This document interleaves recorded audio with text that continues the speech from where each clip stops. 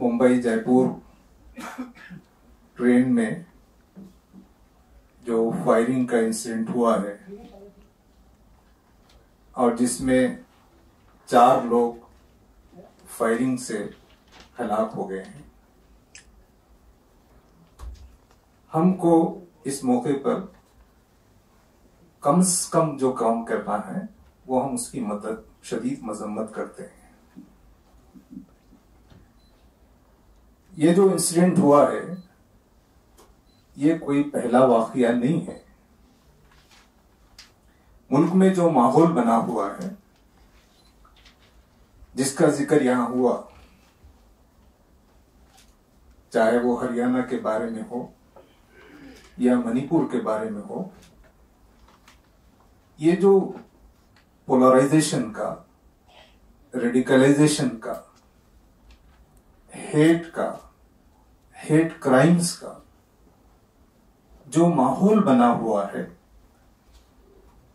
उस माहौल ही का एक हिस्सा वो ट्रेन में होने वाली फायरिंग का वाकया है। हरियाणा के जो मुस्लिम अक्सरती इलाका है मेवात में जो फिरकाना तशद्दुद के वाक़यात 31 जुलाई को पेश आए थे, उसके बाद जो है गुड़गांव में भी एक मस्जिद के इमाम को कत्ल कर दिया गया, शहीद कर दिया गया और मुसलमानों की प्रॉपर्टी को नुकसान पहुंचाया गया। उसी तरह सोहना एक और कस्बा करीब में है नूह के, वहाँ पर भी जो जिस तरह से मुसलमानों के इमलाक को जलाया गया, ये किया गया। तो 31 जुलाई के वाक़यात के बाद जो वाक़यात वहाँ पर पेश आए, उसके बाद मुस्लिम तंजीमों के कई वफूद जो है मुतासर इलाक़ों का दौरा किया और मुतासरीन से बात की। उसी में एक जो डेलीगेशन है वो जमात इस्लामी इनकी क़यादत में गया था, जिसकी क़यादत मोहम्मद शफ़ी मदनी साहब कर रहे थे। वहाँ क्या सूरत हाल पेश आई, क्या क्या वाक़यात पेश आए और उसकी एक जायज़ाती रिपोर्ट उन्होंने प्रेस कॉन्फ्रेंस आज यहाँ जमात इस्लामी की जो महाना प्रेस कॉन्फ्रेंस होती है उसमें पेश की। उसी हवाले से हमारे साथ बात करने के लिए मौजूद है मोहम्मद शफ़ी मदनी साहब। मोहम्मद शफ़ी मदनी साहब, ये जो वाक़यात जो पेश आए हैं, ये तो सब बता रहे हैं कि ये 2024 के इलेक्शन की तैयारी है और ये फिर खवाराना सफ़बंदी बनाना चाह रहे हैं। तो आपने वहाँ जो आपका जो वफद गया था, जो देखा, वो आप बताएं।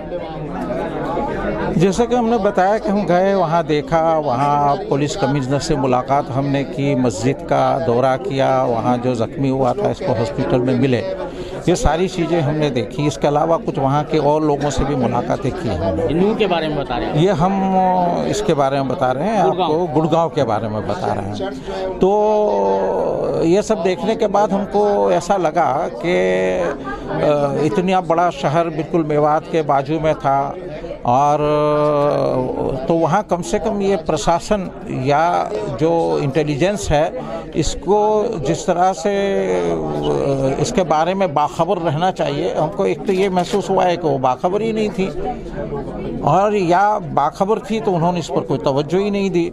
ये कहा उन्होंने कि हमारे पास फोर्स कम थी, फोर्स हमारी वहाँ चली गई थी, मेवात हमको भेजनी पड़ी थी, और जब फोर्स को हमने लगाने की कोशिश की, ये वाक़या इसके पहले हो गया, ये सारी चीज़ें आई हैं। लेकिन असल में तो जिम्मेदारी है उनकी कि उनको इसको देखना चाहिए, पहले से इसको कंट्रोल कर लेना चाहिए कि एक वाक़या इतना बड़ा हो गया है मेवात में, और ये मेवात के बाजू में है, यहाँ मुसलमानों की आबादी कम है, स्कैटर्ड मुसलमान रहते हैं। तो यहाँ पर इसके पहले भी यानी हिस्ट्री है कि यहाँ इस तरह के गुड़गांव में मस्जिदों के सिलसिले के पहले भी यानी इंसिडेंट्स होते रहे हैं, और इस तरह का यहाँ पर एक माहौल है, यहाँ पर एक यानी कम्युनल फ्लेयर कभी भी हो सकता है।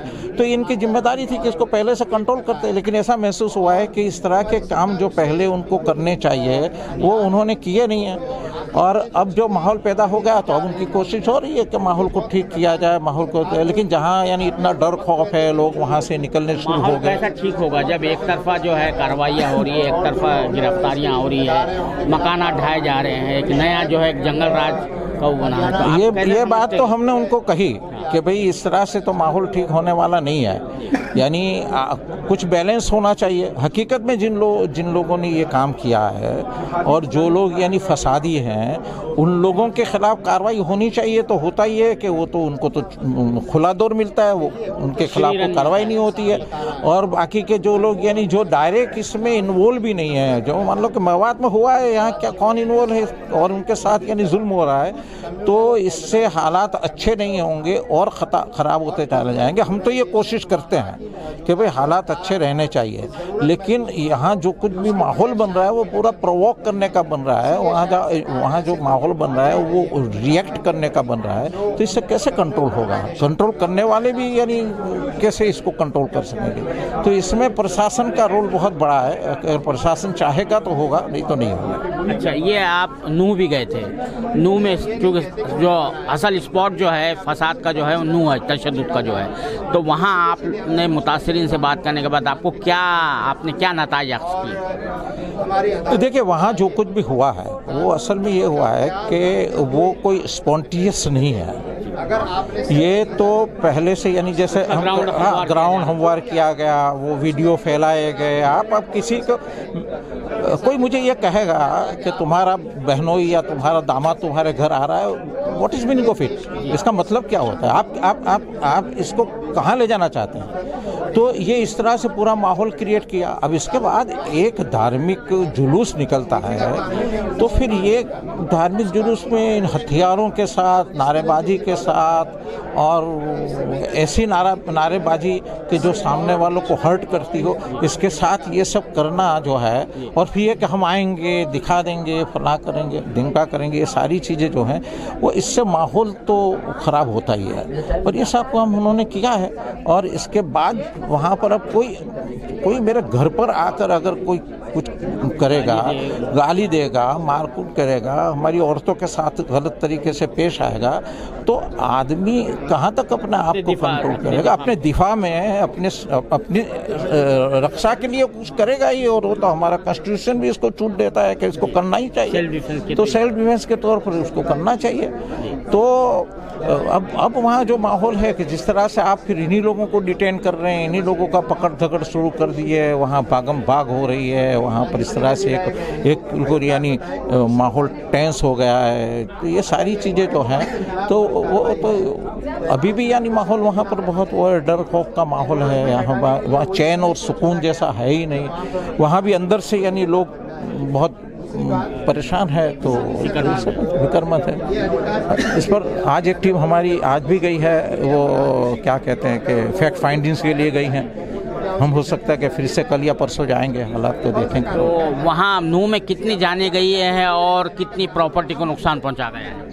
अब जाने जो गई हैं वो तो कुल मिलाकर 6 लोगों का हमारे पास आया है, वही हमारे पास भी है जो कुछ भी आया है। और प्रॉपर्टी का नुकसान तो अभी तो हम कुछ नहीं कह सकते, क्योंकि हालात ऐसे नहीं है, कर्फ्यू लगा हुआ है, तो पूरी तरह से हम कोई नतीजे पर नहीं पहुंच सकते। हम अपना सर्वे करवाएंगे और हमारे सर्वे के बाद कुछ चीज़ें हमारे पास आएगी तो पता चलेगा, लेकिन इसमें थोड़ा वक्त लगेगा इसमें। अच्छा, ये शफी मदनी साहब, ये बात देखने में आ रही है कि ये जो हिंदुओं के जितने भी मजहबी त्यौहार होते हैं, तो इसको जो है फिरकाना तशद्दुद के लिए इस्तेमाल करने की रिवायत मजबूत से मजबूत तर होती जा रही है। आप रामनवमी का ले लीजिए, कोई भी होता है त्यौहार, किसी के भी नाम पे त्यौहार निकालते हैं, हथियार उसमें जो नुमाइश होती है, गालियाँ दी जाती है, गलत दी जाती है, तो इस रिवायत को कैसे तोड़ेंगे?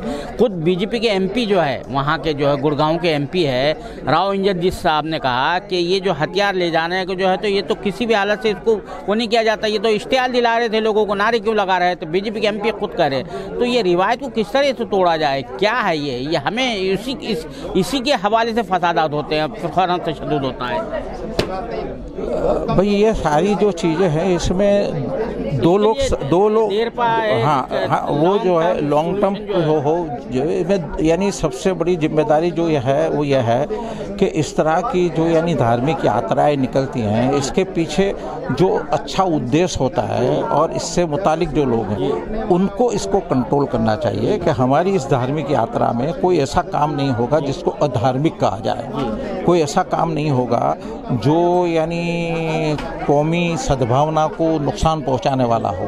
और वो कोशिश ये करें कि उसी यानी सरगस में सभा में दूसरे कम्युनिटी लोगों को वो इनवाइट करे, उनको साथ लेकर चले। और प्रशासन की भी ये जिम्मेदारी है कि वो देखे कि अगर ये यानी धार्मिक सभा जो है वो यानी अपने असल उद्देश्य से आगे पीछे हो रही है तो इसको रोकने की उसको उसकी जिम्मेदारी है कि वो कोशिश कहने का मतलब ये है कि क्या ये मुस्लिम जो तंजीमें हैं, मुसलमानों के जो मजहबी रहनुमा है, ये इन लोगों के हिंदुओं के जो मजहबी रहनुमा है उनसे जाके मुलाकात करें कि भाई ये आप जो है आप त्यौहार को जो है तशद्दुद में क्यों तब्दील करते हो, त्यौहार को जो मिसयूज़ करते हैं, पॉलिटिकल जो है एलिमेंट्स है, फोर्सेस है जो इस्तेमाल करती हैं, आप क्यों अपने मजहब को बदनाम की तरफ ले जाते हो। इसके नतीजे में जब भी देखते हैं कोई भी यात्रा निकलती है उसका मकसद ही ये बन गया है कि किस तरह से फ़िरक़ावाराना तशद्दुद भड़काना है, फ़िरक़ावाराना जो है आग फैलाना है। तो ये इस हवाले से बात करना, ये काम तो हो रहा है, हम लोग भी कोशिश कर रहे हैं और ख़ास तौर से यानी अलग अलग मजहबी जो रहनुमा हैं उनसे मीटिंगें भी हो रही हैं, बहुत सारे अलग अलग यानी ऐसे इदारे भी कायम किए जा रहे हैं। लेकिन अब सबसे बड़ा मसला ये हो गया है कि इस तरह के जो धार्मिक जुलूस निकलते हैं इसके साथ वो धार्मिक जो रहबर होते हैं उनका जैसे कोई ताल्लुक ही नहीं होता है, और यहाँ पूरा जो कंट्रोल जो होता है वो उपद्रवी लोगों के हाथ में होता है, या फिर धर्म का इस्तेमाल करके जो अपनी राजनीति चलाना चाहते हैं इन लोगों के हाथ में होता है। तो वो लोग बहुत अच्छे लोग हैं, बहुत ज़्यादा हैं, और जो धर्म के यानी धार्मिक इसके साथ जुड़े हुए हैं, लेकिन कभी कभी ऐसा लगता है बातचीत में कि वो भी बेचारे हैं, उनका भी बेबस हैं वो भी यानी। तो असल में तो उद्देश्य ही इसके पीछे जो होता है और इसके साथ जो जुड़े हुए लोग होते हैं वो लोग भी इसको कंट्रोल नहीं कर सकते। मेरा आखिरी सवाल ये है कि जैसा कि राव इंद्रजीत सिंह ने कहा और उसके बाद आपके जो वहाँ के फॉर्मर चीफ मिनिस्टर है भूपेंद्र सिंह हुड्डा ने कहा कि ये वहाँ की गवर्नमेंट का फेलियर है, और ये जो है वहाँ पर जो है क्योंकि राजस्थान के इलेक्शन भी होने वाले हैं, तो एक माहौल जो है वो हर माह से फेल हुई है गवर्नमेंट, खट्टर गवर्नमेंट जो है। तो ये जो है इन्होंने बाज़ाब्ता प्लानिंग के साथ ये फसाद करवाया है, तशद्दुद करवाया है। तो आप इनकी राय से मुत्तफिक है या नहीं? तकरीबन हर पूरे मुल्क में जो कुछ भी हो रहा है ऐसा लगता है कि 2024 के इलेक्शन को सामने रखते हुए सारा एक एजेंडा सेट किया जा रहा है, और इसमें ये सारी चीज़ें आती हैं, हर कोई कह रहा है। यानी अब तो यानी ऐसे लोग भी कह रहे हैं कि जिनसे हम ये सुनने की उम्मीद नहीं रखते थे, ऐसे लोग भी ये कह रहे हैं। तो दिखता तो यही है। तो इसके तदारुक के लिए आप लोग क्या करेंगे? मुस्लिम इसके तदारुक के लिए तो अब हम लोग तो खास तौर से जमात इस्लामी हिंद तो ये कोशिश कर रही है कि हर तरह के लोगों को साथ में लेकर इसके ख़िलाफ़ एक माहौल बनाया जाए।